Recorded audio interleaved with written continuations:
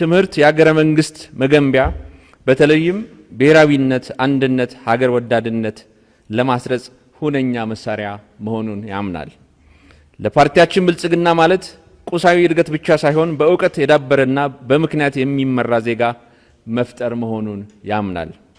ብልጽግና ፓርቲ የኢትዮጵያ ብልጽግና በእውቀት ብቻ መገንባት እንደሚቻል የሚያምን በመሆኑ ጥራት ላለው ትምህርት ተደራሽነት ልዩ ትኩረት ሰጥቷል።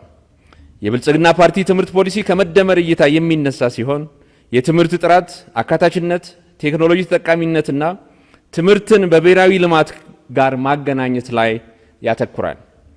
ከነዚህ አቋም በመነሳት ፓርቲያችን ብልጽግና የትምህርት ጥራቱን ስብራት መንስኤ በጥናት በመለየት መፍትሄዎች አስቀምጧል።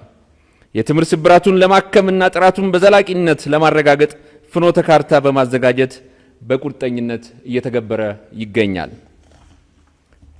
አዲስ የትምህርትና ስልጠና ፖሊሲ ከ28 ዓመታት በኋላ እንዲሁም በኢትዮጵያ ታሪክ የመጀመሪያውን የትምህርት አዋጅ አጸድቆ ተግባራዊ እያደረገ ይገኛል። ስርዓተ ትምህርት የማሻሻል ስራ እንዲሁም በርካታ ሪፎርሞችን አከናውኗል። ፓርቲያችን ብልጽግና የ10 ዓመት ማለትም 2 ዓመት ቅድመ አንደኛ ከአንደኛ እስከ 8ኛ ክፍል ነፃና ግዴታ ትምህርትን ለዜጎች እውን ለማድረግ በሕግ እንዲደነገግና ተግባራዊ እንዲሆን አድርጓል። ባለፉት 5 ዓመታት ከትምህርት ተደራሽነትና ፍትሃዊነት ባሻገር የትምህርት ጥራት ላይ በትኩረት ሰርቷል። ብሔራዊ የመውጫ ፈተና እንዲሰጥ እያደረገ ሲሆን በዲጂታል ትምህርት ወደ ተግባራዊ እንቅስቃሴ ተገብቷል። ፓርቲያችን ብልጽግና ባለፉት 5 ዓመታት የዩኒቨርሲቲዎች ነፃነት እንዲከበር ሰፊ ስራ ሰርቷል። በተግባር ተኮር የቴክኒክና ሙያ ስልጠና ለስራ ዕድል ፈጠራ ወሳኝ በመሆኑ ትኩረት ሰጥቶ ሲሰራበት ቆይቷል። በክልላችንም ትምህርት ሴክተር የአሰራር ስርዓት ለማሻሻልና ለማጠናከር ከ13 በላይ የህግ ማዕቀፎች ጸድቀው ተግባራዊ ተደርገዋል። የትምህርት ቤት አመራር ሪፎርም ተካሂዶ የትምህርት አመራር ምደባ በብቃትና ተጠያቂነትን መሰረት ያደረገ እንዲሆን ተደርጓል። በእነዚህም ለደረጃው የሰለጠነ የትምህርት ቤት አመራር ሽፋን ከነበረበት 59.5 ወደ 87.5 ማድረስ ተችሏል። ሴት የትምህርት ቤት አመራሮች ተሳትፎ ከነበረበት 3.8 በመቶ ወደ 9.5 ማሳደግ ተችሏል። ባለፉት 5 ዓመታት የመምህራንና የትምህርት ቤት አመራሮችን አቅም ለመገንባት ልዩ ትኩረት ሰጥቶ ሰርቷል።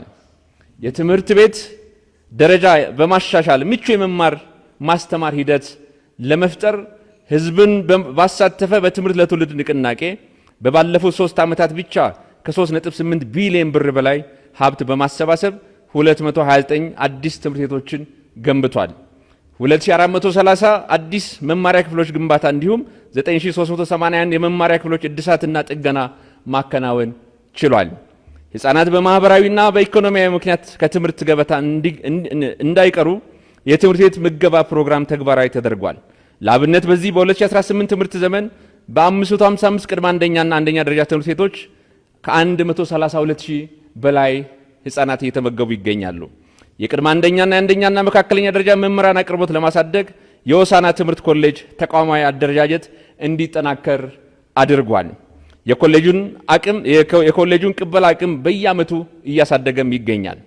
ፓርቲያችን ብልጽግና በ7ኛው ሀገራዊ ምርጫ ከተመረጠ በትምህርት ዘርፍ የተመዘገቡ ስኬቶችን በማስቀጠል ትውልድን ከቅድመ አንደኛ ደረጃ ጀምሮ በአገር ፍቅር፣ በስነ ምግባር፣ በእውቀትና ክህሎት ልቆ እንዲቀረጽ በማድረግ ለኢትዮጵያ ሁለንተናዊ ብልጽግና አጠንክሮ የሚሰራ ይሆናል። ብልጽግና ፓርቲን ይምረጡ። ብልጽግና ፓርቲ መምረጥ ሁለንተናዊ ብልጽግናን መምረጥ ነው። ምልክታችን የስንዴ ነዶ ነው። የስንዴ ነዶ የመደመር የአንድነት የትብብር ምልክት ነው። የስንዴ ነዶ የምርታማነት ምልክት ነው። የስንዴ ነዶ የሉዓላዊነት ምልክት ነው። ብልጽግና ፓርቲን ይምረጡ። አመሰግናለሁ።